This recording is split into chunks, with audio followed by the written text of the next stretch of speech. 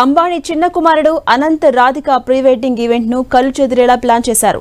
First pre wedding event కు ప్రపంచం నివ్వెరపోయేలా ఏర్పాట్లు చేశారు. ఇప్పుడు మళ్ళీ సెకండ్ ప్రీ వెడ్డింగ్ కు అంతకు మించి అనంత రేంజ్ లో ప్లాన్ చేశారు.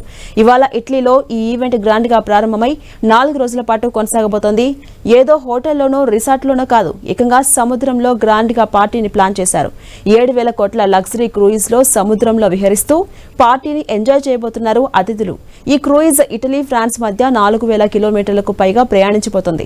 ఈసారి అతిథులు సముద్రపు స్వచ్ఛమైన అందాల మధ్య పార్టీని జీవితంలో మర్చిపోలేని విధంగా ఎక్స్పీరియన్స్ చేయబోతున్నారు.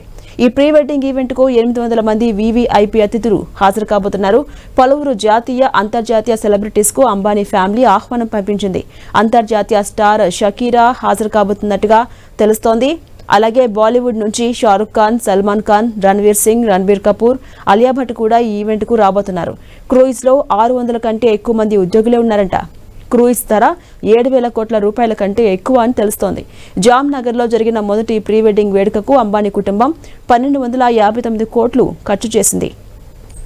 ఇక ఇప్పుడు ఈ పార్టీకి అంతకంటే 10 రెట్లు ఖర్చు పెడుతున్నారు. మొదటిసారి జరిగిన అనంత్ ప్రీ వెడ్డింగ్ వేడుకకు తెలుగు ఇండస్ట్రీ పెద్దగా వెళ్లలేదు. కానీ mega power star Ram Charan మాత్రం తన భార్యతో కలిసి వెళ్లారు.